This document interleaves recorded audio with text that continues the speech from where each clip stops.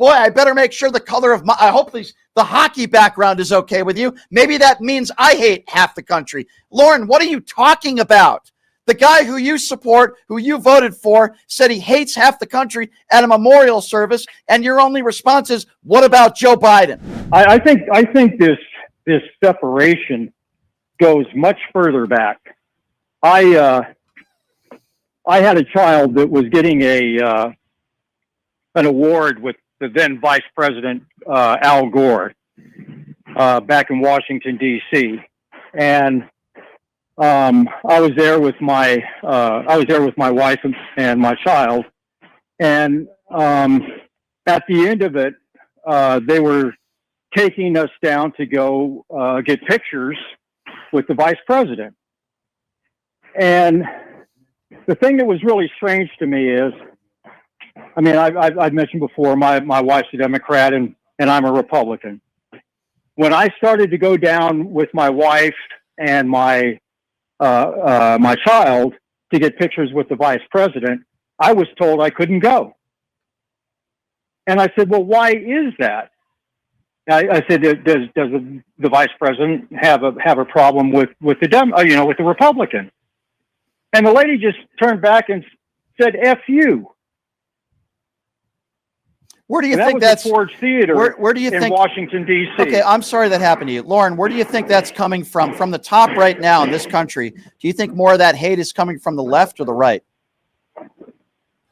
Well, I guess it depends on what side you're on.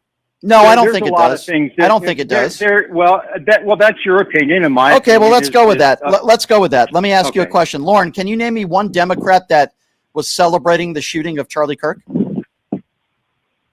No. Thank you. How about the Paul Pelosi attack? Well, what does that have to do with? It has to do with Republicans and Democrats, and you're saying it happens on both sides, and you're not willing to admit that it happens more on the right. Then give me one Democrat that has praised political violence that's an elected official. One Democrat. I don't know everybody. You don't know one. Okay. I can name you Ted Cruz. I'm just saying. Hold on a second.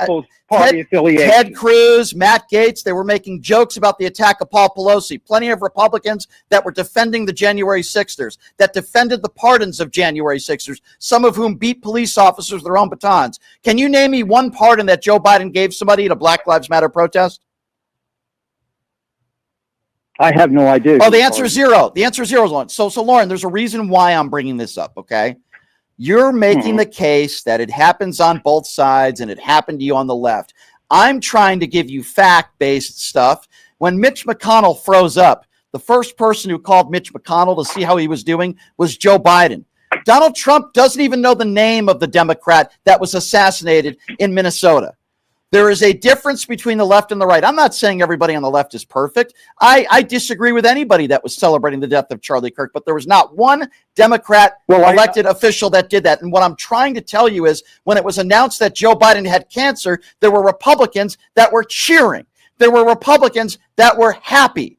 It's not both sides, Lauren. It's happening a lot more on the right and left. When Donald Trump was shot, there was definitely plenty of people. Name me one Democrat. Name me one Democrat in office that thought it was a good thing. A politician. I can't give you a politician's name. Right, because there weren't any. But there weren't any. I can definitely tell you that people that are Democrats. There are going to be crazy people on both sides of the aisle, but I'm talking about elected officials. I'm talking about leadership, Lauren. I'm not talking about some guy with 200 followers on social media. I'm talking about the president of the United States, the leader of the free world that said that he hates half the country at a memorial for Charlie Kirk, Lauren.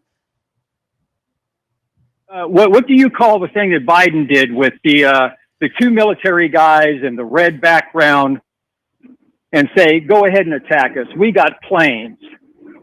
What are you talking about? You remember that? What are you talking about? Joe Biden was on television, on a national television. You're comparing Joe Biden to Donald Trump when it comes to empathy and division? Are you really doing that? What I'm talking about, I'm giving you an example. What about what I just said, Lauren? What about what I just said? What? Can you imagine Joe Biden at a funeral or a ceremony trying to remember the life of somebody, saying that he hates half the country?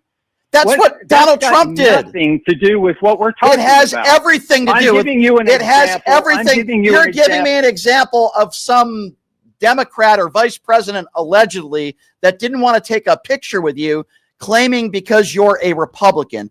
Now, I don't know whether that happened or not, Lauren, but I'm trying to talk about relevancy of about what's going on in this country right now. Lauren, Donald Trump, the president of the United States right now, basically said he hates half the country. Why wouldn't you have a problem with that? Why wouldn't the same thing that Joe Biden No, did he didn't. That's not true. With the example that I gave Not you. true. It's not the same Why thing. would he use a red background, Brian? So you're comparing. Okay, so hold on. Let's go with this for a moment. Lauren, hold on a second. Lauren, hold on a second. Lauren, hang on a second. Okay, let me respond to what you're just saying because I am mesmerized. I am blown away. I just mentioned the president of the United States saying basically he hates half the country at a memorial service when the political tension couldn't be higher. And you're trying to compare that to the color of a background that Joe Biden used when he made some public statements. Lauren, are you kidding me? How can I take you seriously? The color of the background? You think that's an issue? The color? Am I still on, Brian? Yes, you're still on because I'm mesmerized that you're comparing the color. I can't respond to any of your questions because you keep throwing more out I mentioned Donald Trump talking about hate, and you didn't respond to that. You brought up Joe Biden and the color of a background. I couldn't respond to so it, respond. Brian. You have been going on and on and on. Go. Donald Trump said he hates half the country at a memorial. Go ahead. Respond. And the same thing that Joe Biden. And the same thing that Joe Biden. You use whataboutism, and you're not willing to call out the president of the United States. The color of a background has nothing to do with anything. What the hell are you talking about? The red, the color of a background. All you need to do is research it. Pod this moron down again. The color of a background is the same thing as Donald Trump saying he hates half the country. You are a clown. How can I take you seriously? The color, boy, I better make sure the color of I hope the hockey background is okay with you. Maybe that means I hate half the country. Lauren, what are you talking about? The guy who you support, who you voted for, said he hates half the country at a memorial service, and your only response is, what about Joe Biden? You sound pathetic. How can I take you seriously, Lauren? How can I take you seriously? The color of a background? Why won't you call out Donald Trump for anything? All right, you're absolutely wrong about that, Brian. I've been critical on both sides. You haven't done that in this conversation. I bring up something that the current president does, and you bring up Joe Biden. No, I brought up Al Gore initially. I don't care about Al Gore. I'm talking about the president of the United States right now, the man who you support, who said he hates half the country. Okay. Why are you laughing? Why can't you just say it was wrong? What is wrong with you people? The point is, Brian, it's on both sides. Why? No, it's not. No, it's not. It is. Name me a president or a Democrat that said he hates. Pot him down again. Oh. You're making my producer work. I apologize to my producer and the listeners. You won't answer a question directly. It's always, what about Joe Biden? Can you name me a president who said he hates half the country at a memorial service? Name me one Democrat that's talked like that. Let me guess, you can't do it, Lauren. You can't do it, can you? Silence, complete silence from Lauren. No, he can't do it.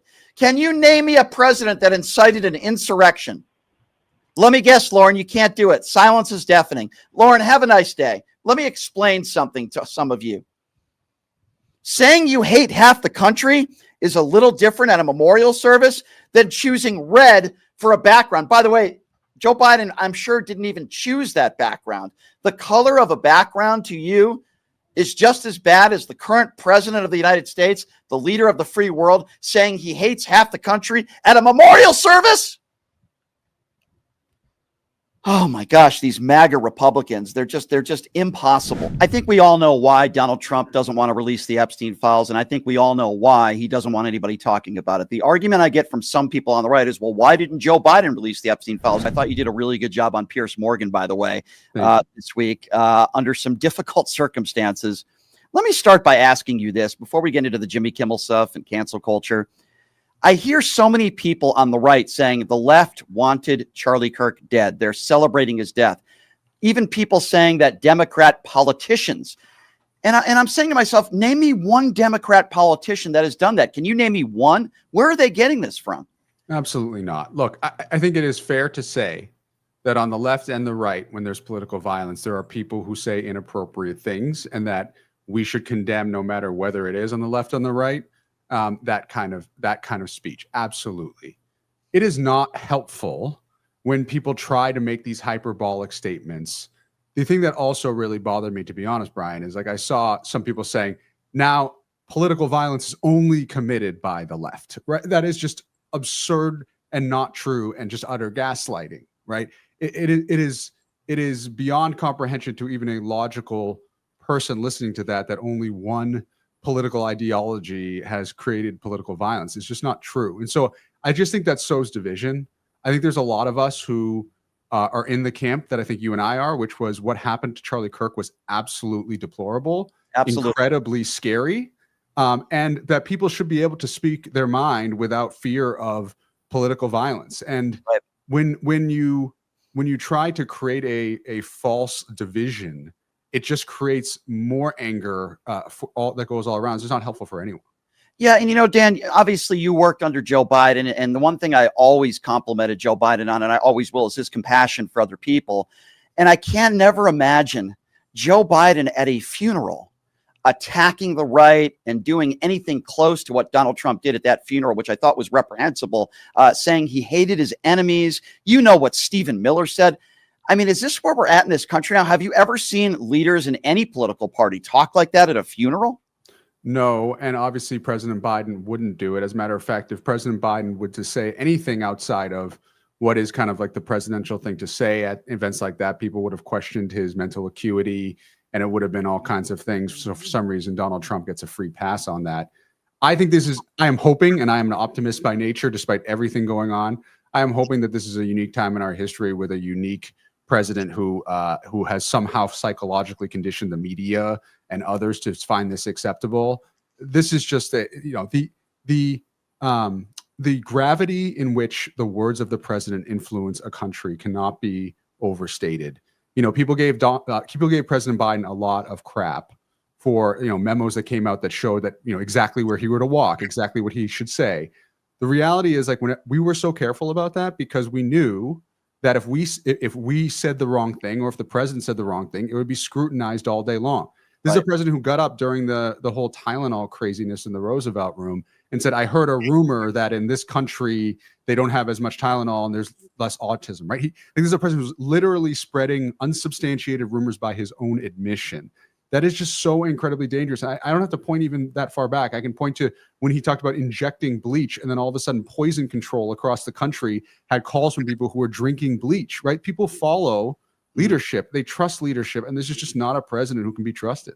You're right. And then it was Donald Trump the next day who said, oh, well, he was just joking. Just like when he said the war would end in 24 hours. And we know where the war's at right now in Ukraine. And he said, oh, I was just being sarcastic. If you're just joining us, he is Dan Coe, the former deputy White House cabinet secretary under Joe Biden. Let's talk a little bit, if we can, about Jimmy Kimmel, because, I wanted to get your thoughts on this. Jimmy Kimmel made a joke about Donald Trump. The reason why is because Donald Trump, as you know, was asked about his friend, how are you holding up? And then he starts talking about this stupid ballroom.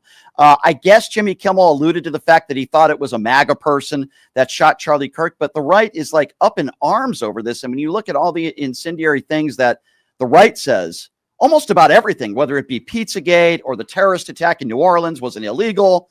I mean, aren't they the wrong people to be talking about this sort of thing?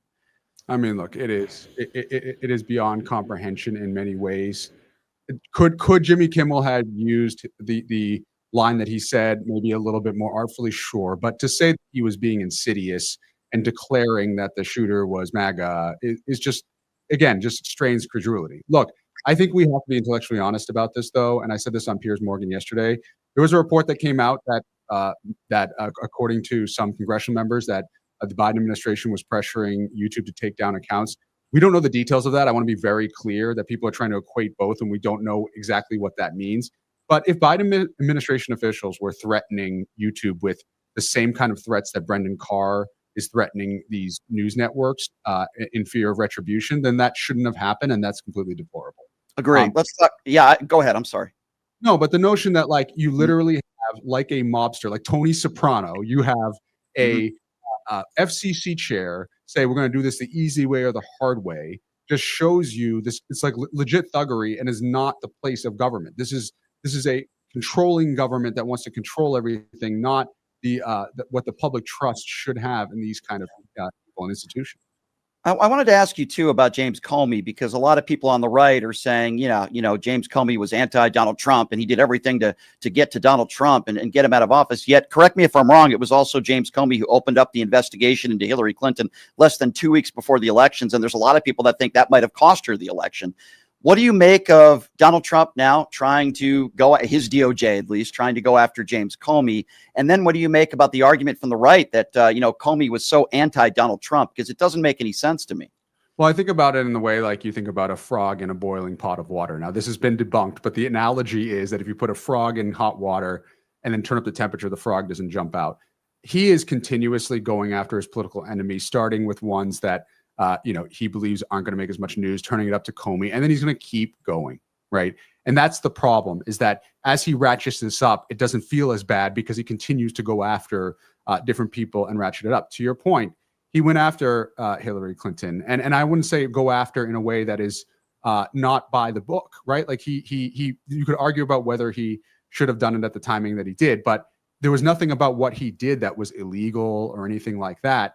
But I think it is a good example of Donald Trump's brain that he later reflected to friends that he was surprised that Democrats were mad when he fired Comey because he figured they would all hate Comey because of what he did to Hillary Clinton. I think there are a lot of people who are frustrated about what James Comey did at the timing that he did, but no one ever questioned the institution of the FBI or any of that in that process, which is why people saw what Donald Trump did to be so objectionable, despite the fact I think a lot of Democrats were very upset with James Comey. So, Donald Trump just sees retribution as the end all be all for him. It doesn't matter, it doesn't matter if people are right. And that's another thing too. It's one thing to censor somebody or to penalize somebody for saying inflammatory language or, saying racial slurs on TV. It's another thing if you're just silencing truth you don't like. And that's what Donald Trump is doing by suing 60 Minutes, by suing Wall Street Journal for something that turned out to be utterly true. It's about control, and it's about what kind of content he finds acceptable, not truthful or untruthful content, and certainly not inappropriate versus appropriate content. So, Dan, I think we all know why Donald Trump doesn't want to release the Epstein files, and I think we all know why he doesn't want anybody talking about it. The argument I get from some people on the right is, well, why didn't Joe Biden release the Epstein files? Now, my understanding is that the Maxwell case was going on and it was sealed. Can you shed some light into that when you hear the argument from the right that says, well, why didn't Joe Biden and his administration release the Epstein files? What do you say to that? You were in his administration. I think there are two aspects to this. One, I think it's very clear, is clearly documented on January 3rd of 2024. The Southern District of New York released more than 900 pages of Epstein files. As a matter of fact, many of them were in the binders that were in that famous scene now, infamous scene of all these influencers holding them up. So to say that the President Biden administration did not oversee any release of the files just is objectively not true. But on top of that, you have a president who campaigned on saying there was so much more here. We're going to get to the bottom of it.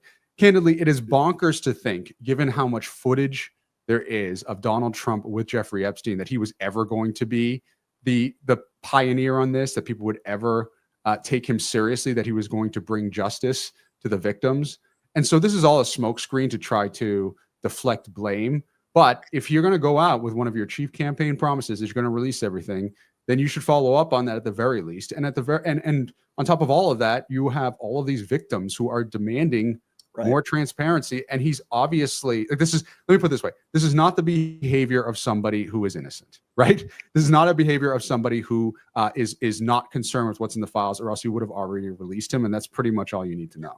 What did you make of the moment when Eric Swalwell asks, who's done this show before, asks Kash Patel over 7 or 8 times, did you tell Pam Bondi that Donald Trump is in the Epstein files? And he doesn't answer the question. I mean, what did you make of that moment? Obviously, we know what the answer is, but what did you make of that?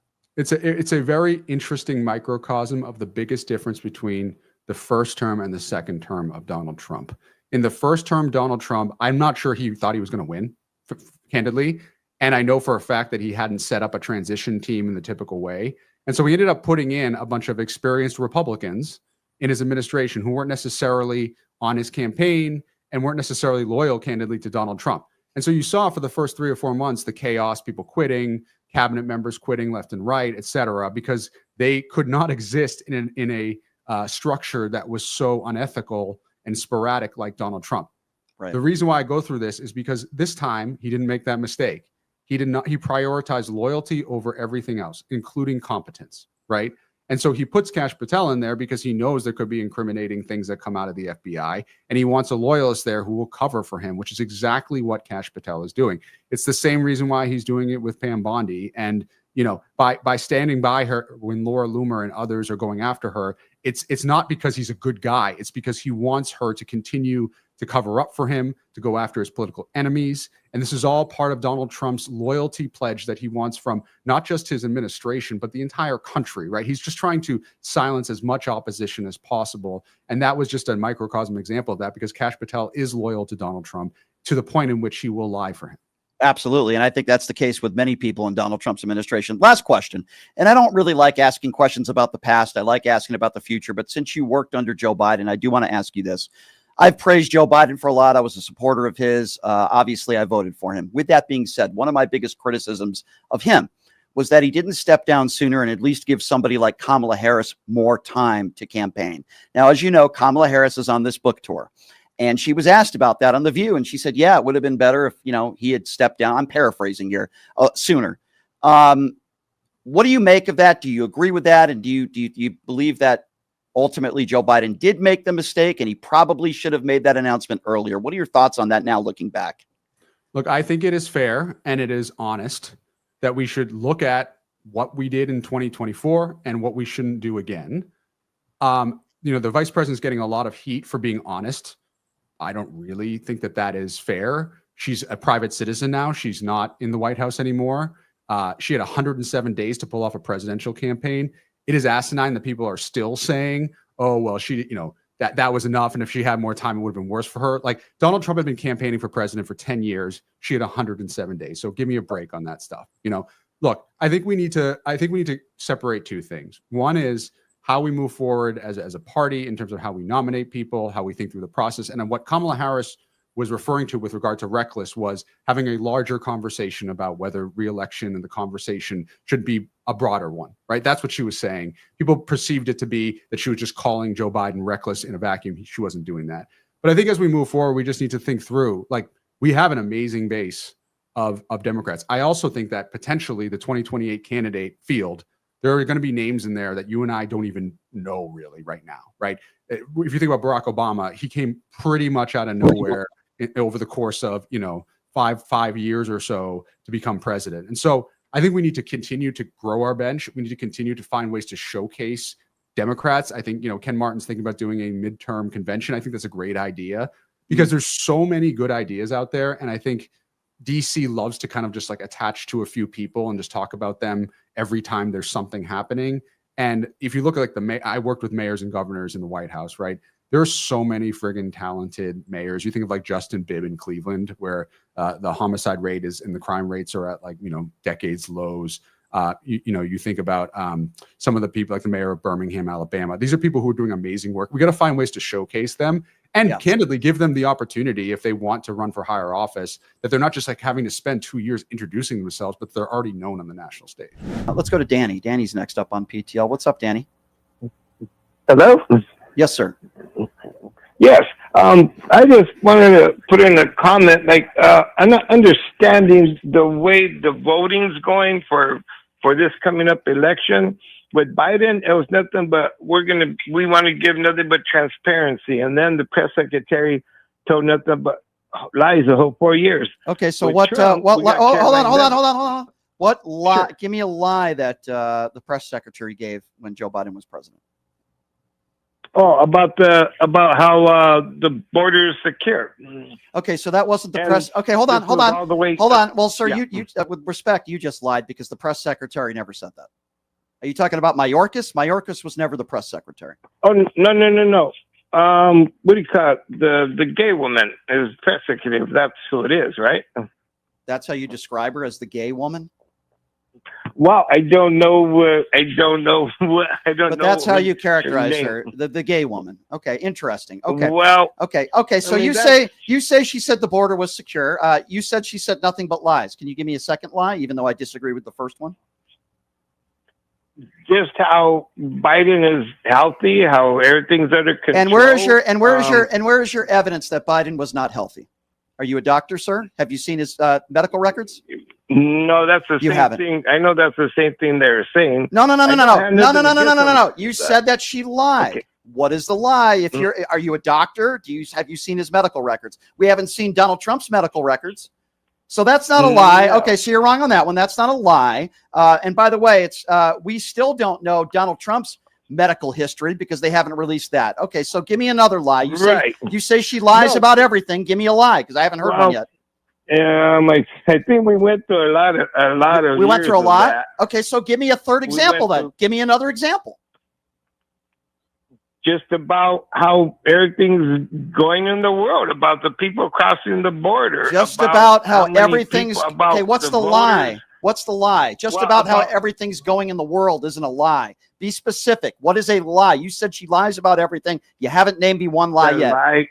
Okay, just what I told you. The people coming across the border. What about it? What was the lie? Under control. What was it? What was the lie? The lie was that everything's secure. Okay, so we already Border went through secure. that. We already went through that. Okay, but Okay. I'm You not can't trying to make an argument. No, on I'm that, trying to sir. make an I'm trying argument. to- No, I'm trying to make an argument. You called into the show and you said all she does is lie, and then you're mumbling and bumbling and you can't come up with anything. I think you're the liar. What do you think about that? Give me a freaking lie. You said she lies about Okay, everything. that's You can't. understandable. Yeah, I think it is understandable. Why don't you stop What lying? I'm trying to figure out is who do we vote for, one or the other? Both administrations. I think both everything, sir, I think administrations- everything you do is lie. Everything you do is lie in this conversation, sir. Everything in this conversation, sir, is a lie. I think you're a liar. Okay. Now you would say I'm Okay, wrong, so right? you You would You say I'm can't wrong, have a right? Conversation. No, you're the one who can't can't. have a No, conversation. you're the one who can't have a conversation. You made a claim, and I'm questioning you on that claim, and you can't put one coherent sentence together of an actual lie. Okay, the gay lady, as you called her, which by the way is very demeaning. By the way, the gay lady. I know. That's the way you. I Well, didn't then you know know. her Then why do name. you say it then? Then why don't you say her name then? You don't even know who the press secretary was, and you call her the gay lady, and then you say she said the don't border know. was secure, and you can't even name one lie. Hey, I got a lie for you. Who won the 2020 election? Do you ever call into like a radio show and complain about that? Nope.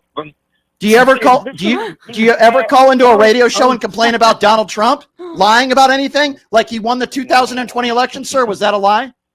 I make comments everywhere on that. Did Donald Trump lie when he said the 2020 election was stolen? Yes or no? Did he lie? Yes, he lied about that. Okay, so why don't you? And what caused that? The January 6th insurrection? Just basically from people believing whatever Trump says. Hey, so why wouldn't you have more of a problem with that than the gay lady who I you claim do. says That's what I'm trying to explain. No. You're not going to get out of this. No. You're the one who started this conversation saying that Joe Biden's press secretary lied about everything, which is, by the way, ridiculous. You're the one who's lying. It's not coming from. It's not. I mean, she's not the way. She might be speaking for the president. So, are you saying like? I mean, of course, the president. Sir, are you a lied serious? first, and Are you too. are you a serious person, sir? I guess that's my question. Um, Are you a serious person? You watch television with Trump. I know you watch know he's Newsmax. telling a I lot of know. lies. Yeah, okay. You didn't start off the Right. conversation by saying that, sir. Next time you call into this show, don't start off a conversation by saying, Joe Biden's press secretary, I don't know her name, but the gay lady lied about everything, and then you can't name one lie, okay? Do a better job, sir, and then call back.